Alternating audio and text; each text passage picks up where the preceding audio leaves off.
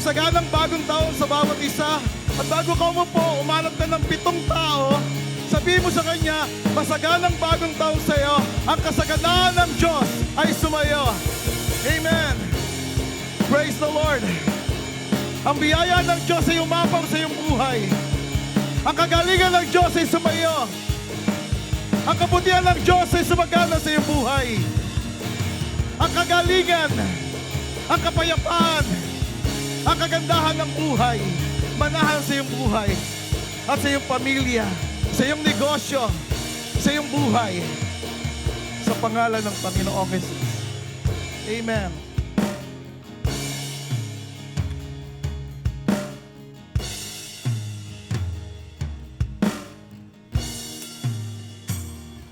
Purihin ng Diyos. Palakpakan natin ang Panginoon. Hallelujah.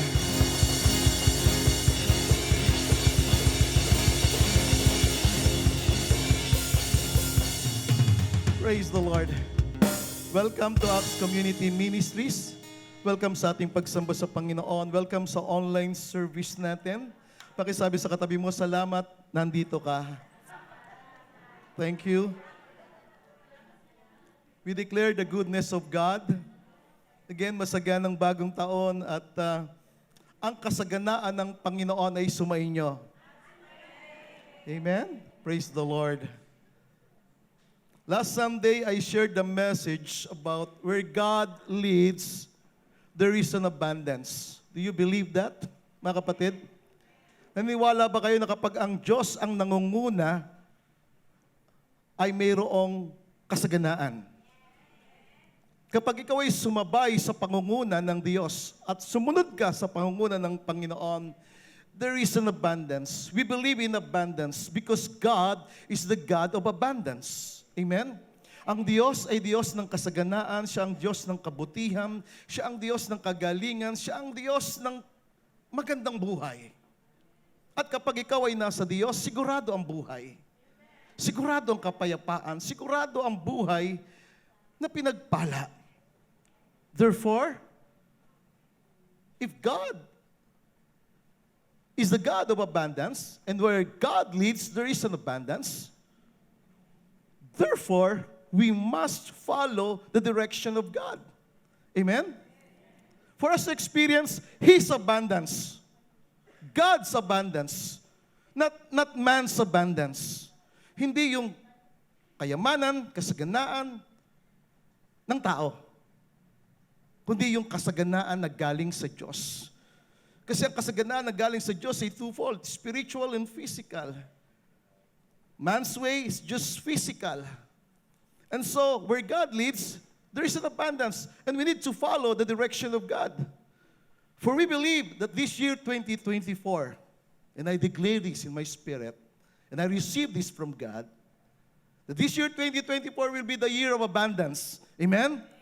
The year of abundance for those who will follow the ways of the Lord. Kasaganaan, kagalingan, kagandahan ng buhay sa mga anak ng Diyos na sumusunod sa Panginoon.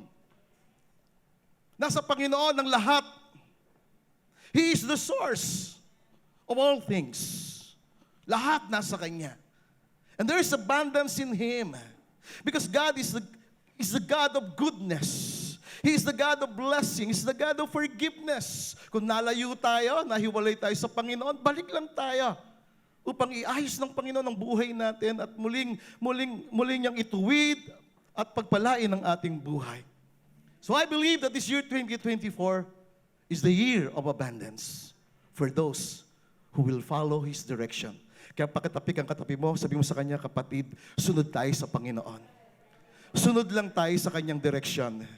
Kung nais mo ng kagandahan ng buhay, nais mo ng pagpapala ng Diyos sa iyong buhay, nais mo ng kabutihan ng Diyos sa iyong buhay, sunod ka lang sa Kanya. Alam ko, hindi madali ang pagsunod sa Diyos. For almost 37 years, I followed the Lord. Hindi madali. Dadaan ka sa mga rough road. Dadaan ka sa mga kahirapan ng buhay. Pero yun yung training.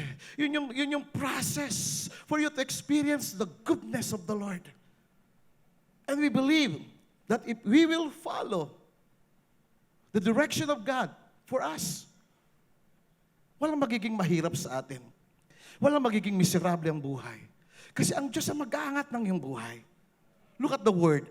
Psalm 65 verse 11. It says, you crown the year with your goodness. God crowned the year with His goodness. The word crown meaning to surround, to encircle, to bestow. Ang Diyos ay nagbibigay bawat taon ng kanyang kabutihan. Araw-araw, God gave us His goodness. He daily loads us with His benefits. Araw-araw ang kabutihan ng Diyos. Araw-araw. Hindi pumapalya ang Diyos sa paggawa ng kabutihan sa iyo. Hindi pumapalya ang Diyos sa paggawa ng kabutihan sa atin. Ikaw ay binibigyan niya ng magandang tulog, magandang gising, magandang buhay. Pinagpalang buhay, maayos na buhay. It is of Him. He crowned the year with His goodness. His goodness, because God is the God of goodness. He is a good God. Amen? And it says, your paths drip with abundance. His paths, meaning His ways, drip with abundance. Yung kanyang daan ay dinadaluyan, pinapatakan ng kasaganaan. And therefore, when you follow the ways of the Lord, talagang makakamtan mo, mararanasan mo yung kanyang kabutihan sa iyong buhay. Walang sino man na sumunod sa Panginoon na nabigo ang buhay. Pag sumunod ka sa Panginoon, hindi ka mabibigo. You will not fail. You will not be defeated. Sapagkat ang Diyos ang nagbibigay ng katagumpayan sa buhay. Amen? Can we give Him the praise? So the word abundance in Hebrew is dishen. Ano ibig sabihin ng word na ito? Dishen meaning fatness, blessings, richness. It is an accumulation of God's wealth. It is about plenty. It is about prosperity in our lives. We wish above all that you prosper in all things as your soul prospers.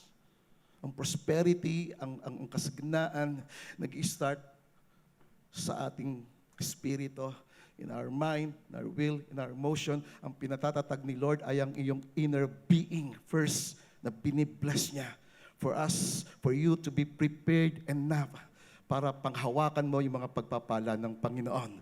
So that abundance is vision. Ang tindi niyan, mga kapatid. Matindi yung katabaan, kasaganaan, no? Ito ay yung pagpapala ng Panginoon, richness, plenty, and prosperity. And the other version of Psalm 65 verse 11, the Good News Translation, it says, what a rich harvest your goodness provides. Think about that. What a rich harvest. Isang masaganang pag-ani. Isang mayamang pag-ani ang ibinibigay ng kabutihan ng Diyos. Why? Because wherever you go, wherever God leads, there is plenty. Amen? Kung saan ang Diyos ang naggagabay, kung saan ang Diyos pumupunta, it says, wherever you go, kahit saan pumunta ang Diyos, mayroong kasaganaan. So we need to follow Him.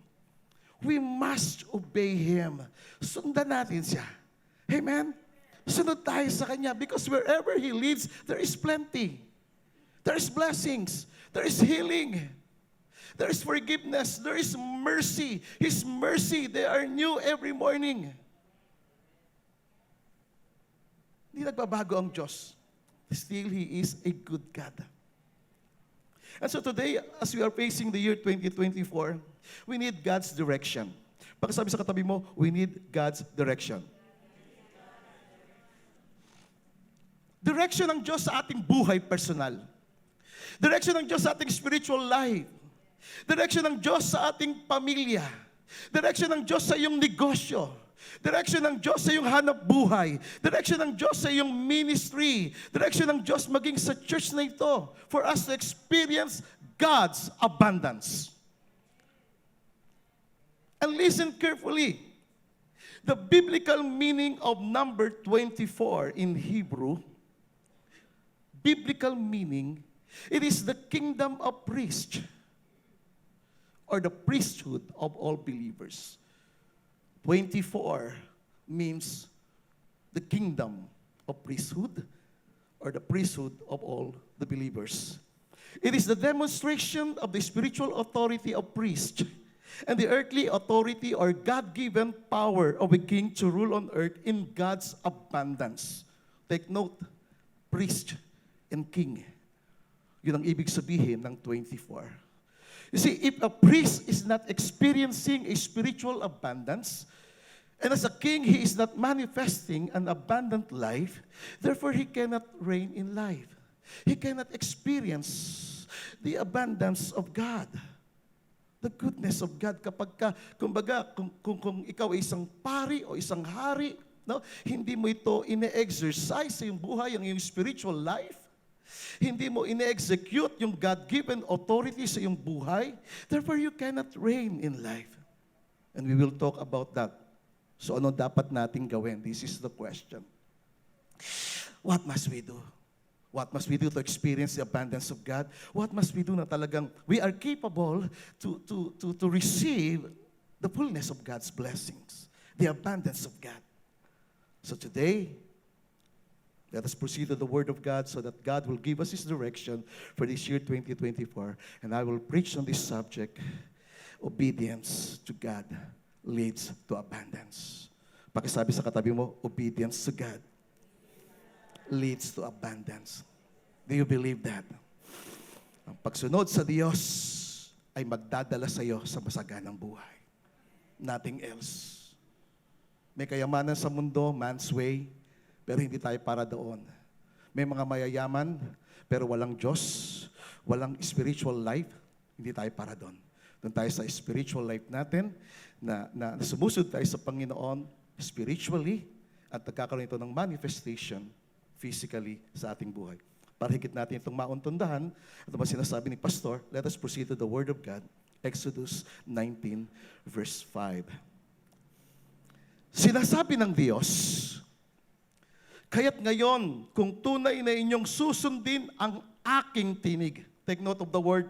Kung tunay na inyong susundin ang aking tinig, tutuparin ang aking tipan, kayo ay magiging aking sariling pag-aari, na higit sa lahat ng bayan, sapagat ang buong daigdig ay akin.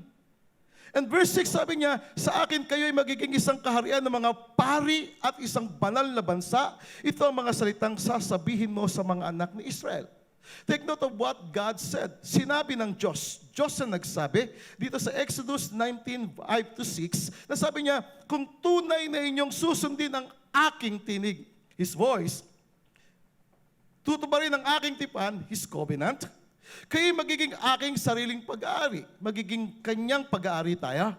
Sapagat ang buong daigdig, listen carefully mga kapatid, ang buong daigdig, sabi ng Diyos, ay akin.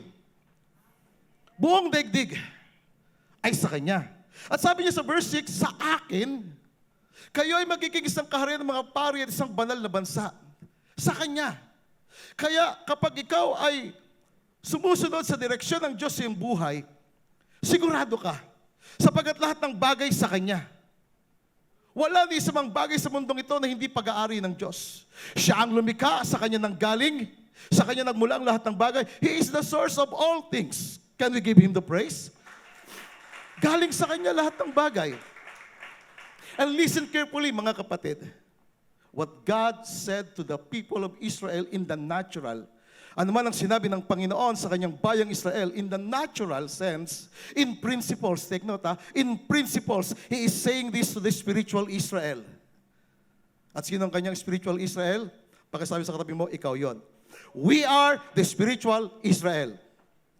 Tayo po yung mga spiritual na Hudyo because of Jesus Christ. Because of Jesus Christ, naging bahagi tayo ng biyaya ng Diyos, ng kabutihan ng Diyos, naging kasama tayo sa mga tagapagmana ng Panginoon. Amen? Pakitapik mo yung isang tagapagmana na katabi mo, sabi mo, tagapagmana ka. You are blessed because of Jesus Christ. Amen? At tingnan natin ito sa magandang balita, Biblia, mas maganda.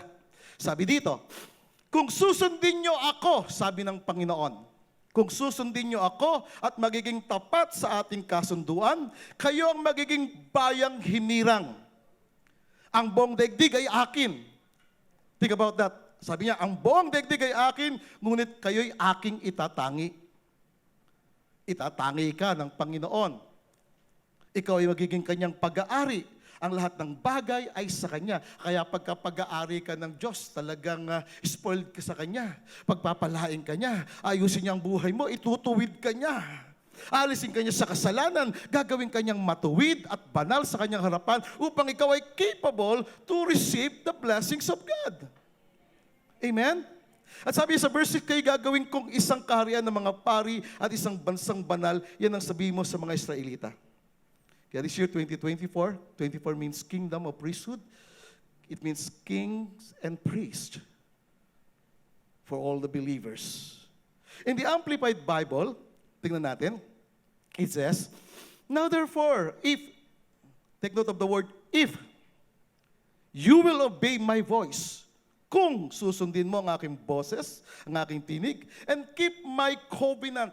God's covenant is His agreement with us. Ito yung covenant ni Lord sa atin. Ang Biblia. If you will keep His covenant, His agreement, then you shall be my own special. Pakisabi sa katabi mo, special. Special possession. You will be His own special possession and treasure from all peoples of the world. Take note of the word again. For all the earth is mine. Akin ang mundo. Ako ang lumikha. Sa Kanya nagmula ang lahat ng bagay. Siya ang source. At dito makikita natin na ang nagsasalitang yan, siya yung Elohim God. He is the triune God, the sovereign God. He is the owner of all the earth. He is the creator. He is the source. He is my source. He is your source. He is our source. Therefore, we must obey Him. Amen? Sabi mo sa katabi mo, sundin natin siya. Follow His direction in your life. Sundan mo ang Kanyang direction sa iyong buhay. Because if you will obey His voice and keep His covenant, in other words, if you will follow God's ways, take note God's ways. God's ways drip with abundance. Where God leads, there is an abundance. If we will follow, if we will obey His voice and keep His covenant and follow His direction, then it says, you shall be my own special people and treasure from all peoples of the world. For all the earth is mine. Lahat sa Kanya. Buhay mo galing sa Kanya. Lahat ng meron ka galing sa Kanya. Wala tayong pag-aari sa mundong ito. Lahat yan pag-aari ng Diyos. Amen? If you will obey His voice and keep His covenant and follow His direction, God's direction for this year 2024, then you will be a special possession and treasure from all the people of the world, and therefore, you will be blessed, favored, and loved by God. Mararanasan mo yung pagpapala ng Diyos. Lahat ng sumunod sa Diyos, hindi pinabayaan ng Panginoon. Hindi pinabayaan ng Diyos yung sumunod sa Kanya. May mga taong nagsasuffer, may mga taong nakakaranas ng matinding problema, kalungkutan, iba't ibang atake ng kaaway sa mundong ito. Bakit? Kasi tumigil silang sumunod eh. Pagkatabi kang katabi mo, sabi mo sa Kanya, kahit anong mangyari, huwag kang titigil. Amen? Huwag kang titigil. Sunod tayo sa Panginoon. Bakit? Kasi ang Diyos ang may-ari ng lahat ng bagay. Take note of this. Psalm 24 verse 1. It says, the world and all that is in it belong to the Lord. Lahat ng bagay sa mundo ay sa Diyos. The earth and all who live on it are His. Sa Kanya, all the earth is mine, sabi ng Panginoon. Therefore, kung siya ang may-ari ng lahat ng bagay, sunod tayo sa Kanya. Ang nangyayari kasi sa mundo natin ngayon, kung sino may pera, di ba? Kung sino yung parang nakikita mong umuunlad, parang okay siya, sunod tayo ng sunod sa Kanya. Kaya maraming tao ngayon, taon-taon hindi nababago ang buhay. Taon-taon laging namamasko. I'm not against pamamasko, nagbibigay ako, tumutulong ako. Pero yung mga taong lagi mong tinutulungan, paulit-ulit ang kanilang buhay, yung cycle ng buhay nila, ganun at ganun, walang changes. Pagka tinanong mo, kamusta ka na? Eto, ganun pa din. Bakit? Nasaan ang Diyos? Kinikilala mo ba ang Diyos? Where God leads, there is an abundance. When we follow the direction of God, God will bless you. God will give you His favor. God will give you His provision, His protection. Ingatan ka ng Panginoon. Bakit? Kasi ang Diyos ang may-ari ng lahat ng bagay. And when you obey Him, you will be His own, take note of the word, own special possession. Tayo, pagka meron kang special possession, pag-aari mo, di ba? Mahal na mahal mo yon, no? Nililinis mo yon, inaalagaan mo yun. Kasi bakit special sa yun eh? Ganon si Lord. Kapag special ka sa Panginoon, aalagaan ka ng Panginoon, aayusin ka ng Diyos, itutuwid ka niya para ikaw ay kanyang pagpalain. Bakit kasi special ka? And take note of what the Lord said in Haggai chapter 2 verse 8. In the New International Version, it says, "The silver is mine, and the gold is mine, declares the Lord Almighty." Tindi ng yaman ng Panginoon. Lahat ng bagay Kanya, ginto Kanya, silver Kanya, lahat Kanya. 1,000 cattle on the hills, sa Kanya yan. Lahat na makikita natin mga bagay sa mundong ito, sa Kanya yan. At kung sa Kanya yon, sunod tayo sa Kanya. Bakit? Kasi bibigyan Kanya. Hindi Kanya pabayaan kapag sumusunod ka sa Kanya. Amen? Can we give Him the praise? Ano sinasabi ng Panginoon? Tingnan natin Isaiah 1 verse 19. If you are willing and obedient, you shall eat the best of the land. Do you believe that? If you are willing, pag sinabing willing, meron kang kusa, meron kang initiative. Minsan ayaw mo, minsan nahihirapan ka, pero kailangan mong sumunod. Amen? Kaya nga sabi niya, if you are willing, hindi ka lamang dapat obedient, dapat willing ka. And you shall eat the best of the land. Yung sinasabi itong best of the land, ito yung the best of the land. Best of the land. Best of the best. Pero bakit ang iba hindi nararanasan? Kasi nga kulang tayo sa willingness. Kulang tayo sa kusa. Minsan kinakailangan panghilahin mo yung sarili mo para bumangon ka at pumunta ka sa church ng maaga at sumamba sa Panginoon. Di ba? Minsan nangyayari. Minsan hirap na hirap ka pagbabasa lang ng Biblia. Pananalangin lang. There must be a willingness on our part. Amen? Pakatapik yung katabi mo, sabi mo sa kanya, kusa. Bakit natin pinapatapik yung katabi mo? Kasi minsan may natutulog eh. Eh si pastor dito, hirap na eh. Di ba? Tapos yung iba, tutulugan lang ako eh. Mga kapatid, nasa pagsunod ang pagpapala ng Diyos. If you are willing and obedient, you shall eat the best of the land. In the Living Bible, ang ganda nito. Basahin niyo na malakas mga kapatid. Sabay-sabay kayo. Ready? Go!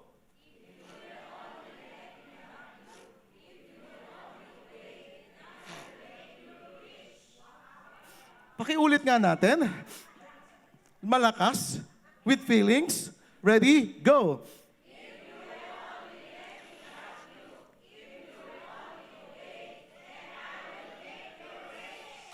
Parang kulang pa eh. Can we declare this? Ready? Go!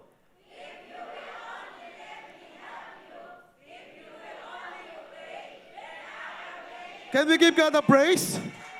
Sabi ng Panginoon, no, another version, another translation, the same meaning, na sinasabi niya, kung pababayaan mo lang akong tulungan ka, kung ialaw mo lang ako sa iyong buhay, hayaan mo ang Diyos na kumilos sa iyong buhay, at susunod ka lamang sa Kanya, then God will make you rich.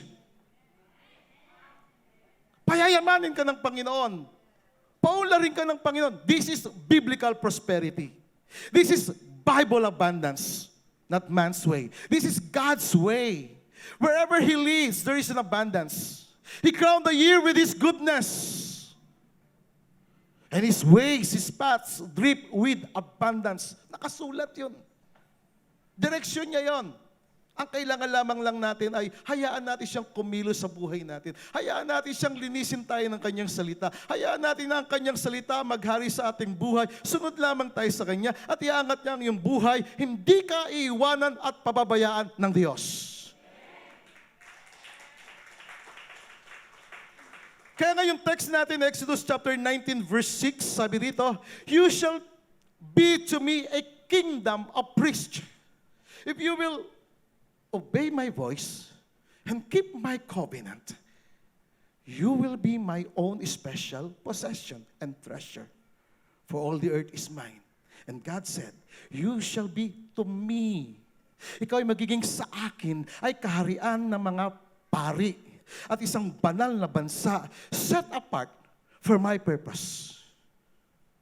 Nung ikaw ay niligtas ng Panginoon, pinatawad ka ng Panginoong Isus, sinet apart ka niya para sa purpose niya. Ano purpose ng Diyos sa'yo? Ano plano ng Diyos sa'yo? Ang plano ng Diyos sa'yo ay bang ikaw ay hindi magpahirapan?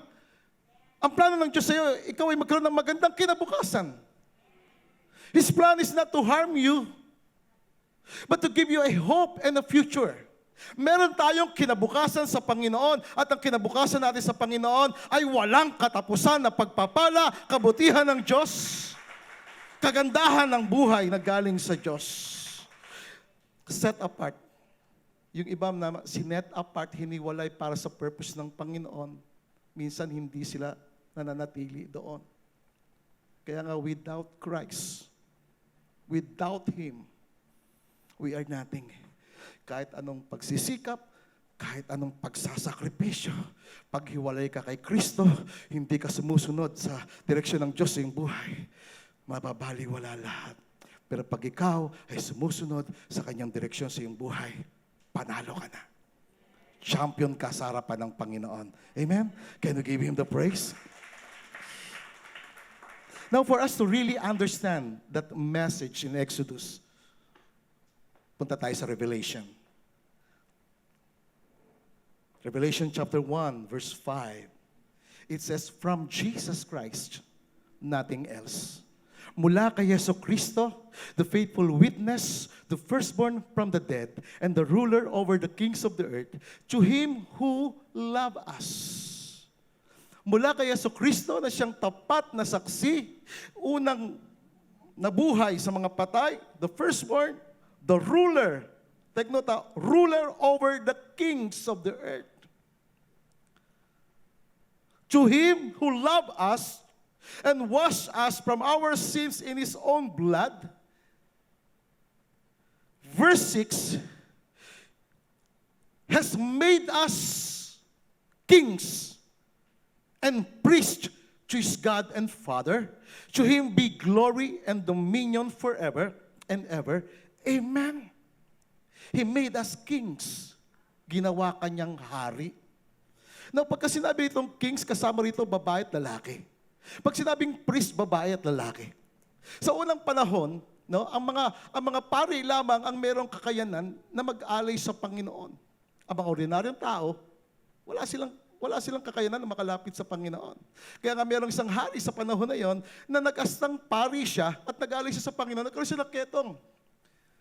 Bakit? Kasi wala pa yung tinatawag na declaration ng salita ng Panginoon. At ngayon, ibinibigay sa atin na dahil ikaw ay minahal ng Diyos. Pakisabi sa katabi mo, minahal ka ng Diyos. Tinubos ka ng dugo ni Kristo. Then God made a provision for you to be a king and a priest before Him. Yun ang function natin. Maging pare at hari sa Panginoon. Because He loved us and washed us from our sins in His own blood, then Jesus Christ made the provision for us to live in abundance. Ang pare, no, namumuhay sa kasaganaan yan sa panahon na yan. Ang mga hari namumuhay sa kasaganaan. Bakit? Kasi ine-exercise nila yung kanilang authority. Spiritual authority ng priest. Kaya talagang they are blessed, favored by God, and even the kings na in-exercise niya or in-execute niya yung God-given authority sa kanya in holiness and righteousness, talagang yung blessing abundant. Nakikita mo sa Book of Kings, lahat ng mga righteous kings talagang inapawa ng pagpapala ng kabutihan ng Panginoon. Yung mga wicked kings during that time, Sila ay nakaranas ng sumpa ng Panginoon. And so here's the point. Tayo ay ginawang hari at pari ng Panginoon. Revelation chapter 5 verse 9 to 10, ganito sinasabi, and they sang a new song saying, you are worthy to take this scroll. Sino siya? Siya si Jesus Christ. Siya ang ating Panginoon. Siya ang iyong tagapagligtas. Siya ang ating hari. Siya ang hari ng mga hari, ang Panginoon ng mga Panginoon. He is worthy to take this scroll and to open its seals, for you were slain. Siya'y pinatay, tumagas sa kanyang dugo, and have redeemed us to God by His blood out of every tribe and tongue and people and nation. Bawat lahi, bawat tribo, bawat lingwahe, bawat bansa, meron siyang tinubos. And verse 10, sabi diyan, and have made us kings, again the word kings, and priests to our God, and we shall reign on the earth. Take note of the word, we shall reign. We shall reign. The righteous priest will reign. The righteous kings will reign. Kailan nagsimula ang pamamahala? Kailan? Nung tayo'y kanyang minahal at inubos ng kanyang dugo. Kaya nga sa mundong ito, matindi. Ang tindi ng deception. Ang tindi ng pandaraya ng diablo na kapag ikaw nakakilala ka sa Panginoon, unang-unang niyang tatanggalin sa iyo yung salita ng Panginoon. Tatanggalan kanya ng pananampalataya para hindi ka magkaroon ng pananampalataya sa Diyos. Because faith comes by hearing and hearing of the Word of God. The more you hear the Word of God, the more you hear the Word of God, the more your faith will grow.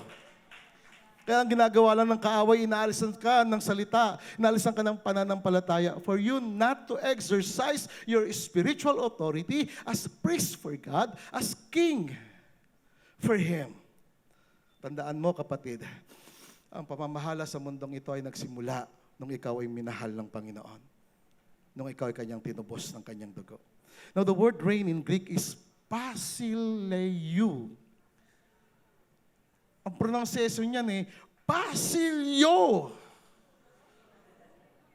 Yun ang pronunciation niyan Basilio. Which means to exercise spiritual authority and execute the king's power on earth. When the Bible says as kings and priests we reign in life, it means we should exercise our spiritual authority. Our God-given power. So if we are obedient to God, kung masunurin ka sa Kanya, kasi sabi niya, if you will obey my voice and keep my covenant, you shall be my special treasure, for all the earth is mine. So if we are obedient, kung masunurin ka, kung susunod ka sa Panginoon, yung direksyon ng Diyos yung buhay gagawin mo. Wala kang ibang gagawin kundi kung ano yung pinasabi ng Panginoon sa iyo. Kung anong pinagagawa sa iyo ng Panginoon. Trabaho ka, magsikap ka sa buhay, and then you have the direction of God, so be it. Go. Exercise your spiritual authority and power on earth so that you will experience His abundance, His goodness, His blessings, His favor in your life.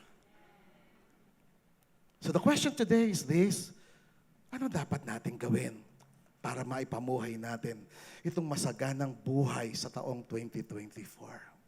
I'm looking forward, and this is my prayer. Itong cry ko sa Panginoon Alam nyo, ako, mga kapatid, simple lang ang kaligayahan ko.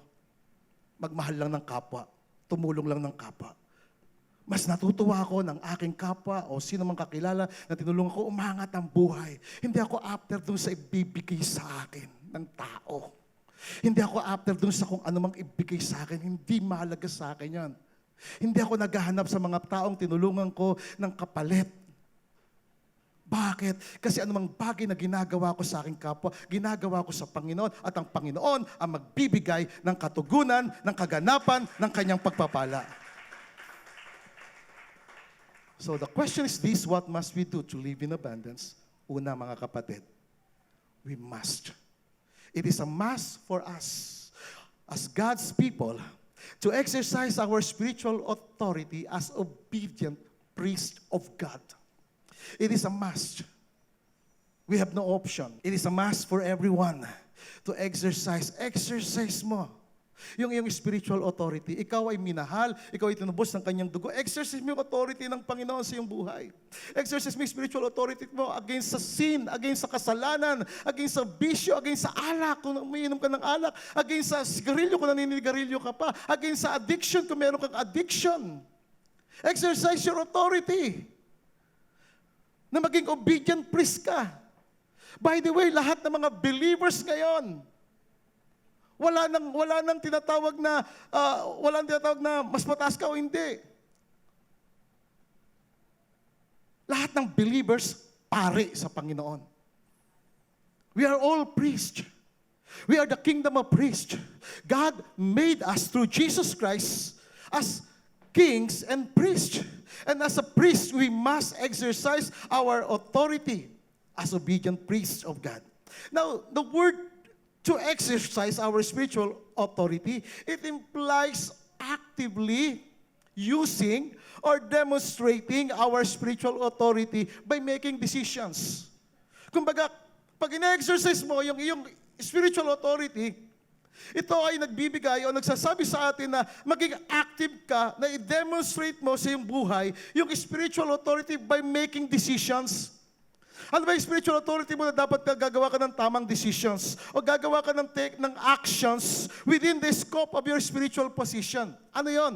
If you are a believer, if you are a son or a daughter of God, no, dapat yung decision mo lagi nakabatay sa salita ng Panginoon. Exercise your authority as priest. Take note, we are seated with Christ in the heavenly places. This is our spiritual position. Tingnan natin yon. Ephesians 2 verse 6. Sabi dito, God raised us up with Christ.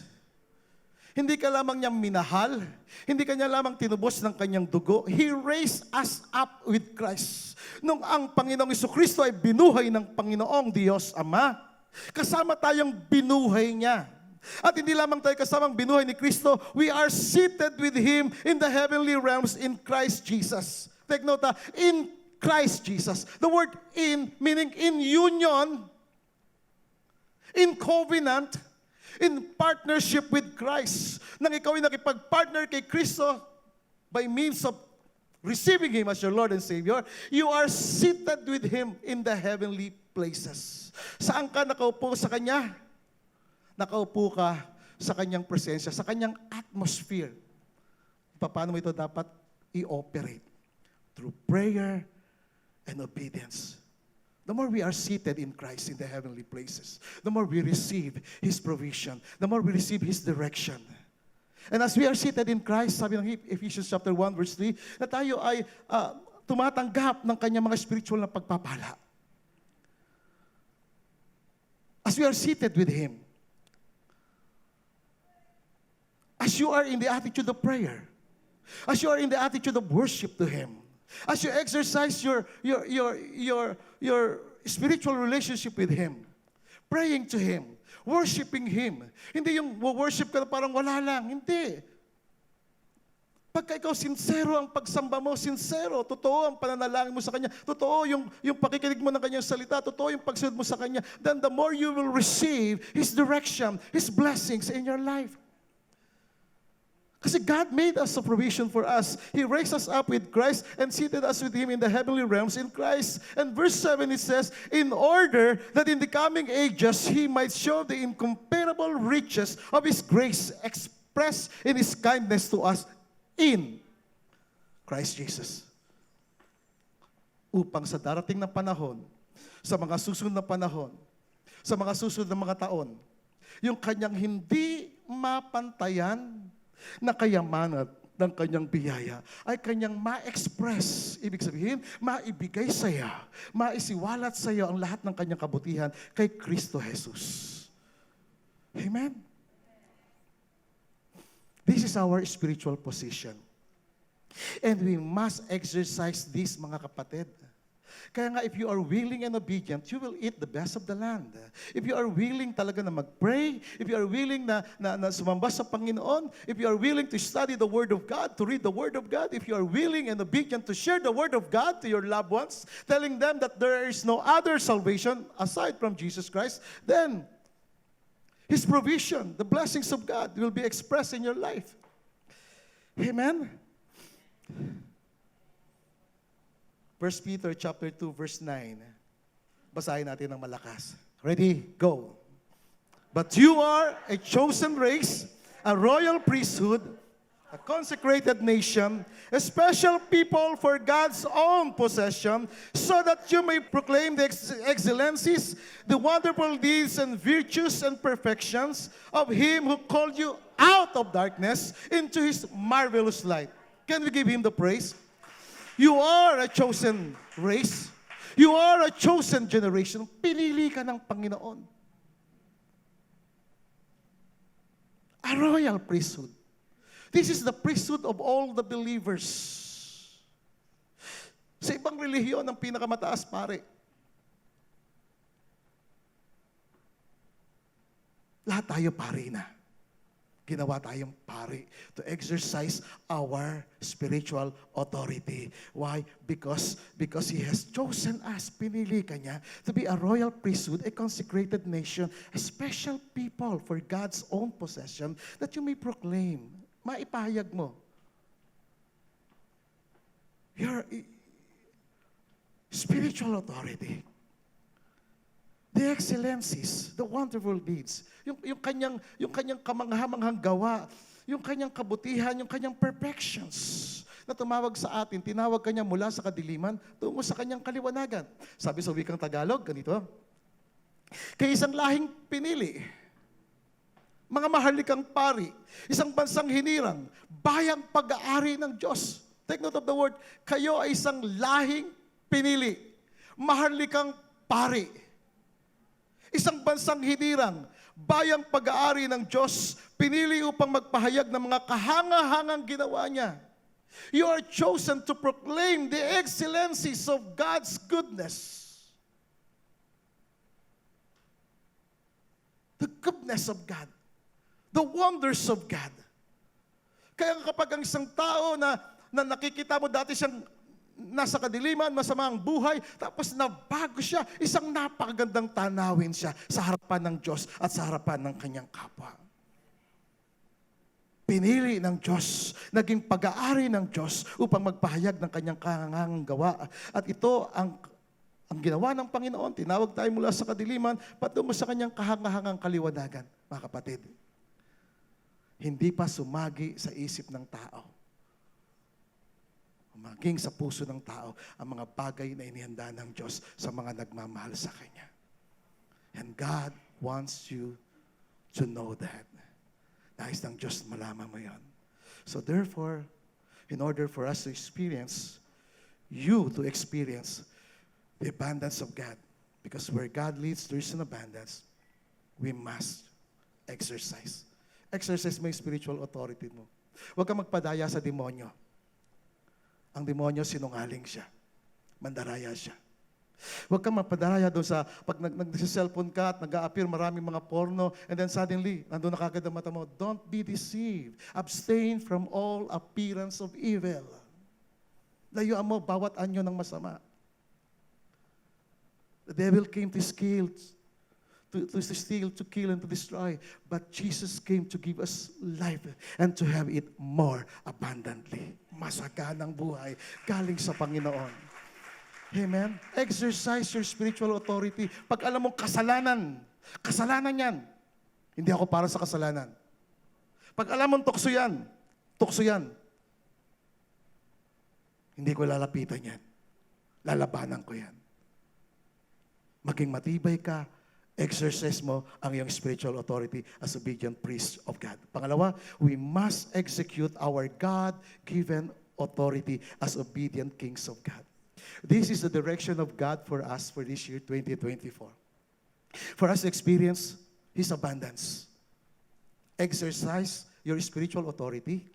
Execute your God-given authority as kings of God. To execute our earthly authority, it is an implication of putting our spiritual authority into practical effect. Take note, practical effect. putting your spiritual authority into practical effect, possibly by enforcing the Word of God in our lives and in our situations. Enforce mo yung Word of God. Claim the promises of God. Kaya nga sa Bible, makakakuha tayo ng mga principles in life, promises of God, and prophecies for us to know the will of God. So it is a practical effect, possibly by enforcing the Word of God in our lives and our situations. Kaya pag ine-execute mo yung God-given authority mo as kings, kinakailangan maging practical ka sa pamumuhay. Execute mo sa iyong buhay. It is about carrying out decisions and ensuring that God's directions are followed through. Kini-carry out mo yung decision mo ng tama. Ini-ensure mo sa iyong buhay na gagawa ko ba yung kalooban ng Diyos sa buhay ko? Nagagawa ko ba at nasusunod ko ba yung direksyon ng Diyos sa buhay ko? Clearly ba yon? Maliwanag ba yun sa akin? Maliwanag ba yun sa iyo? Kasi God is giving us His direction for this year 2024. At anumang bagay na gagawin mo sa panahong ito, dapat nakasalalay sa kung paano mo ini-exercise ang iyong spiritual authority. By the way, for the next 5 days, magkakaroon tayo ng 5 days of prayer and fasting. Why? Because kailangan natin i-exercise ang ating spiritual authority. And bawat unang tatlong araw ng bawat buwan, Monday, Tuesday, Wednesday, we will have a prayer and fasting for us to be focused. This will be our tithes for God for this year 2024. Bawat buwan, sisimulan natin i-exercise yung ating spiritual authority. Na ikaw ay isang Kristiyano na dapat maging malakas ka. Exercise mo yung spiritual authority mo. Put on the whole armor of God. Gird your waist with truth. Put on the breastplate of righteousness. Shod your feet with the preparation of the gospel of peace. Take the shield of faith that will quench the fiery darts of the enemy. Put on the helmet of salvation and take the sword of the Spirit. This is about carrying out your decisions. Ensuring that God's directions are followed through. Kapag ang katotohanan niya nasa iyong buhay, ang katuwiran niya nasa iyong buhay, ang kapayapaan nasa iyong buhay, ang pananampalataya nasa iyong buhay, araw-araw suot mo ang helmet ng salvation, ang tabak ng Espiritu, you will win. That is on our side as spiritual priest for God. And we as God's kings, obedient kings, we must exercise. Not just to exercise, but to execute His word in our lives. It emphasizes the implementation or application of God's authority sa buhay natin. Ang may authority dapat sa buhay natin ay ang Diyos. Ang hari natin ay ang Panginoong Jesucristo. Amen? Hindi tayo naghahari sa ating sarili. Hari tayo na ginawa niya, pero siya ang naghahari sa atin. Why? Because He is the King of Kings and the Lord of Lords. Amen? Take note of what the Ecclesiastes chapter 8 verse 4 says. It says, "For the word of a king is authoritative and powerful." Ang salita ng hari ay makapangyarihan. And we will say to him, "What are you doing?" Ang hari sa unang panahon, the Book of Kings, pag nagsalita sila, batas yun. Merong authority. Hindi pwedeng hari ka tapos wala kang authority. Merong isang hari na wicked king siya, ang pangalan niya si Ahab. Hindi niya ginagamit yung God-given authority, yung power niya. Kaya nakapangasawa siya ng isang masamang babae, si Jezebel, na nagpahirap sa bayang Israel at kinakailangan pa ng Diyos na mag-raise up ng isang Elijah para ipamukha sa kanila na mayroong makapangyarihang Diyos. Mga kapatid, tandaan natin, ang salita ng hari ay makapangyarihan. If you are a king for God, Speak with authority. Use the Word of God as your authority in your life. Execute your authority by obeying the Word of God. It says in verse 5, whoever keeps and observes a royal command will experience neither trouble nor misery. Ang sino man na nag-iingat ng royal command, this is our royal command, the Word of God, will experience neither trouble. Hindi ka makakaranas ng kaguluhan at ng miserableng buhay. Kasi sasamahan ka ng Panginoon. Yes, may kaguluhan, may atake ng kaaway, but God will help you. Amen? For a wise heart will know the proper time and appropriate procedure. Ang taong may matalinong puso, alam niya kung anong tamang panahon at ano yung appropriate procedure kung paano isasaganap ang kalooban ng Diyos. Sa wikang Tagalog, ganitong sabi, ang salita ng hari ay makapangyarihan. Sino makapagsasabi sa kanya, anong ginagawa mo? Mga kapatid, ikaw ay priest, ikaw ay hari. Kaya kung ano man ang sabihin mo, ito ay makapangyarihan. Amen? Makapangyarihan to. Speak with authority. Speak with power. Execute your God-given authority. Sabi mo sa dyablo, wala kang kapangyarihan sa akin. Alisin mo ang kamay mo, ang madumi mong kamay sa aking buhay. Speak and rebuke against sicknesses and diseases.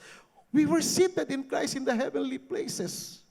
We are seated in the most powerful place in the heavenlies. And it says, far above all principalities and power, dominion, and every name that is named, not just in this age, but also in that which is to come. When you are seated in Christ, mataas ka. Exercise your spiritual authority. Execute your God-given authority. May atake ang kaaway. May gagawin ang kaaway sa buhay mo. Hindi madali ang paglilingkod sa Panginoon. Hindi madali ang pagsunod sa Diyos. Maraming atake ng kaaway. But you must execute your God-given authority. He has given us power to trample every serpent. Apakan mo ang mga gawa ng kaaway. Apakan mo ang sakit at karamdaman. Apakan mo ang mga sumpa ng kaaway sa iyong buhay na hindi mananaig sa iyo ang mga gawa ng kaaway. Walang sandata na inanyuan laban sa iyo ang magtatagumpay. Ito ang mana ng mga lingkod ng Panginoon. No weapon formed against you shall prosper. Why? Because you are in God. You are following God. Kaya nga ang bansang Israel hindi pwedeng sakup, hindi pwedeng talunin. Bakit? Kasi protected sila ng Panginoon. Walang makagagalaw sa iyo. You are untouchable because of Jesus. Amen? Ang sumusunod sa utos, hindi mapapahamak at malalaman ng isipan ng matalinong tao ang panahon at daan. Mga kapatid, abundance, God's blessings should be our spiritual position and our status in life. Don't forget that. It's your spiritual position in Christ. In Christ, you are a beneficiary, a recipient of God's blessings. And it must manifest in our status in life. When we exercise our spiritual authority as obedient priest, tandaan natin ito mga kapatid. And I will close on this. When we exercise our spiritual authority as obedient priest and execute our God-given authority on earth as obedient kings, we will experience and enjoy God's abundance this year 2024. Exercise your spiritual authority. This is God's direction for us this year 2024. He crowned the year with His goodness. His ways drip with abundance. Where God leads, there is abundance. Kung nasa kanya lahat ng kasaganaan, siya may-ari ng lahat ng bagay, siyang pinagmumulan ng lahat ng bagay, wala tayong ibang gagawin, kundi sumunod lang sa kanyang direksyon. Amen? Can we give Him the praise? Thank you, Lord. Let's pray. Lord, salamat sa kabutihan mo sa amin. Bawat taon, nagpapadala ka ng kabutihan mo. Ipinapaunawa mo sa amin na ikaw ay mabuting Diyos, makapangyarihang Diyos, mayamang Diyos, masaganang Diyos, at nasa iyong masaganang buhay, Panginoon. Marami pong salamat. Pinupuri ka namin, Panginoon. Salamat po, Diyos. Tayo pong lahat ay tumayo. Mga kapatid, this is our moment. Bawat isa sa atin may kanya-kanya tayong laban. May kanya-kanya tayong laban. Actually, pinipigilan ako ng kaaway na makapag-preach ngayon. Kung hindi ko kakayanin mag-preach, my daughter Jana will preach. But God gave me His mercy for me to declare His word for us today. The word is, where God leads, there is an abundance. God has given us His direction for this year, 2024. Mga kapatid, isa lang ang pangarap ko. Makita kayong maunlad ang buhay. Makita kayong masagana ang buhay. Makita ko bawat pamilya masaya, masagana ang buhay. Yun ang kaligayahan ko. Masayang masaya ako doon. Hindi ako after sa mga regalo. Hindi ako tumatanggap ng regalo. Huwag kayo magbibigay sa akin ng regalo. Kung magbibigay kayo ng regalo sa akin, bigay nyo sa church. Dahil ang church na to gagamitin ng Panginoon to reach out for many souls. That is my desire. That is why hindi pa ako namatay. Remember, 2021, for 21 days, I was in the hospital. Kala ko uuwi ako doon sa amin na alabok na lang. But God gave me a word in Psalm 118 verse 17, that you will not die, but live to declare the works of the Lord. At lagi ko itong kino-confess at dinideclare sa aking buhay. And I believe this morning that God wants to use you. Nais kang gamitin ng Panginoon. So ang susi lamang sa pagpapala ng Diyos, sunod lang tayo sa Kanya. Amen? Nothing else. Sunod lang tayo sa Kanya. Lord, ano sinasabi mo sa akin? Tulungan mo ako sumunod. Can we bow our heads? Can we close our eyes? And just pray this simple prayer, telling God, sabihin natin sa Kanya, Panginoong Jesus, Ikaw ang aking hari. Ikaw ang aking Panginoon. Ikaw ang aking tagapagligtas. Minahal mo ko. Tinubos mo ko ng iyong banal na dugo. Hindi upang manatiling display lamang. Nagbigay ka ng provision sa akin na maging pari at hari na masunurin sa iyong kalooban. Gawin mo akong masunurin, Panginoon. Magkaroon ako ng kusa sa pagsunod sa iyong kalooban. At sundin ang iyong mga salita. Ingatan ang iyong tipan sa aking buhay. Upang ako, Panginoon, ay maging isang special possession mo. Iyong pag-aari na minamahal at pinagpapala. Patawarin mo ako sa aking mga pagkukulang. At kung may kasalanan man sa aking puso, sa aking buhay, patawarin mo ako. Kung meron man ako nakagalit at hindi pinapatawad, nagre-release ako ng pagpapatawad, Panginoon. Inaangkin ko ang iyong pagpapatawad at paglilinis sa aking buhay. Marami pong salamat, Panginoong Jesus. Amen.